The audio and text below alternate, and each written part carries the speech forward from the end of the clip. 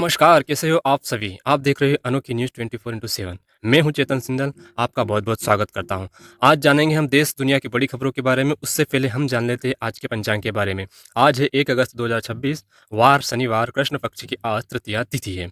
आज का विशेष है, शनिवार के दिन भगवान शनिदेव और हनुमान जी की पूजा करना बहुत ही शुभ माना जाता है और तिल के तेल का दीपक जलाना चाहिए, पीपल के वृक्ष की पूजा करनी चाहिए तथा ज़रूरतमंद लोगों को दान करना चाहिए। आगे बढ़ते हैं, उससे पहले यदि आपने हमारे चैनल को सब्सक्राइब नहीं किया है, तो अनोखी न्यूज़ 24/7 को अभी से सब्सक्राइब कर लीजिएगा। चाहिए आइए जानते हैं आज की बड़ी खबरों के बारे में। भाजपा प्रवक्ता शहनाज पूनावाला ने निजी कारणों से पार्टी से इस्तीफा दे दिया है, लेकिन उन्होंने खुद को प्रधानमंत्री मोदी का आजीवन अनुयायी बताया है। उन्होंने अपने सोशल मीडिया से भाजपा प्रवक्ता का नाम हटा लिया है। उन्होंने पहले ही 2024 के बाद सक्रिय राजनीति छोड़ने की योजना बना ली थी, लेकिन उनका कहना है कि वे मोदी के कारण रुके हुए थे। वहीं बीजेपी नेता और यूपी के पूर्व विधायक विक्रम सिंह की बेटी यशवनी राजे सिंह ने नीट पेपर लीक विवाद को लेकर कांकरोच जनता पार्टी के लीडरशिप में हो रहे छात्र प्रदर्शन का खुलकर विरोध और समर्थन किया है। इंटरव्यू के दौरान यशस्वी राजे सिंह ने हाल ही में नियुक्त शिक्षा मंत्री प्रहलाद जोशी की आलोचना की और पूर्व मंत्री धर्मेंद्र प्रधान के इस्तीफे को अहमियत पर सवाल उठाए। उन्होंने कहा कि इस्तीफे को कोई भी बहुत अहम घटना नहीं माना जाना चाहिए। वहीं बांकीपुर विधानसभा उपचुनाव में कम मतदान लगभग 34.3% के एग्जिट पोल ने जन सुराज पार्टी को भाजपा के गढ़ में बढ़त दिखाई है, जिसमें भाजपा चिंतित है। राजद ने धन बल के इस्तेमाल और भाजपा जन सुराग की मिलीभगत का आरोप बताया है। अब सबकी निगाहें 3 अगस्त को होने वाली मतगणना पर टिकी है, जब यह साफ होगा कि विधानसभा की इस प्रतिष्ठित सीट पर जनता ने किसे अपना प्रतिनिधि चुना है। वहीं सुप्रीम कोर्ट ने जम्मू कश्मीर के पूर्व मुख्यमंत्री अमर अब्दुल्ला और उनकी पत्नी पायल अब्दुल्ला के 32 साल पुराने विवाह को आपसी सहमति से समाप्त करने की मंजूरी दे दी है। दोनों की मध्यस्थता के दौरान दोनों पक्षों के बीच समझौता हुआ है और उनका तलाक हो गया है। अमर अब्दुल्ला और पायल नाथ की मुलाकात दिल्ली के ओबराय होटल में हुई थी, जहां दोनों पहले काम करते थे। अलग अलग धर्मों के होने के बावजूद भी उन्होंने 1994 में शादी की थी और वे लगातार 2009 से अलग रह रहे थे। इस जोड़े ने अपनी आपसी सहमति से तलाक के लिए सुप्रीम कोर्ट में आवेदन किया था, जिनका आवेदन आज स्वीकार कर लिया गया है। वहीं नीतीश तिवारी की बहुप्रतीक्षित फिल्म रामायण का ट्रेलर 30 जुलाई को रिलीज हुआ है, जिसमें दर्शकों का शानदार प्रतिसाद मिला है। फिल्म दिवाली 2026 में रामायण पार्ट 1 को रिलीज करेगी, जबकि पार्ट 2 दिवाली 2027 में आएगा। फिल्म में साई पल्लवी का सीता स्वरूप भी दर्शकों को बहुत पसंद आया है। सोशल मीडिया पर कई यूजर ने उनकी सादगीपूर्ण और दिव्य लुक की सराहना की है।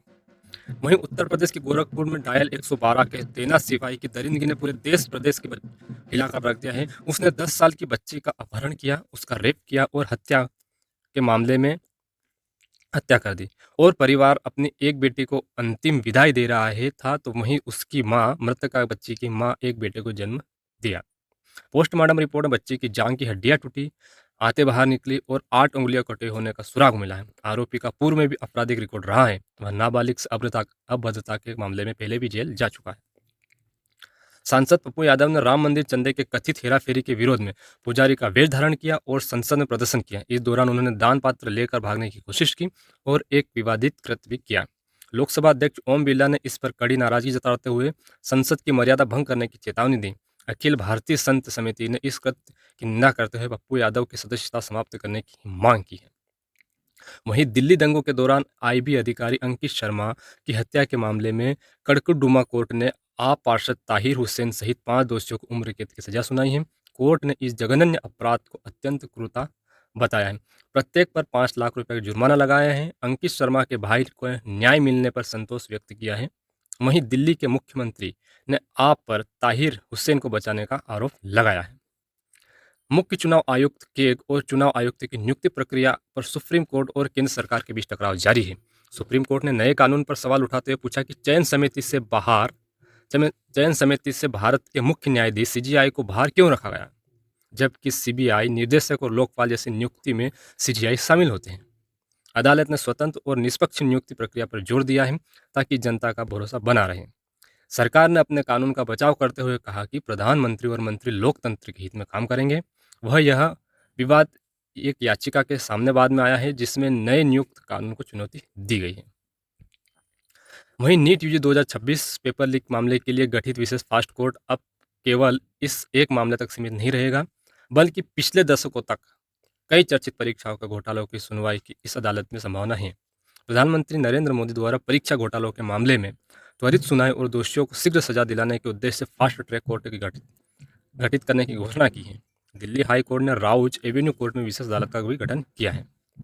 वहीं नेपाल के सुनसरी में सिराहा जिले में कांवड़ यात्रा के दौरान डीजे बजाने को लेकर भड़की सांप्रदायिक हिंसा पर सप्तरी, धनुषा सहित 4 जिलों में अशांति फैल गई है, जिसके चलते इन इलाकों में अनिश्चितकालीन कर्फ्यू लगा दिया गया है।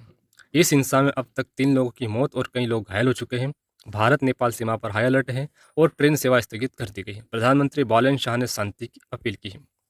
वहीं अब जन्म मृत्यु प्रमाण पत्र के लिए विशेष प्रावधान लाया गया है।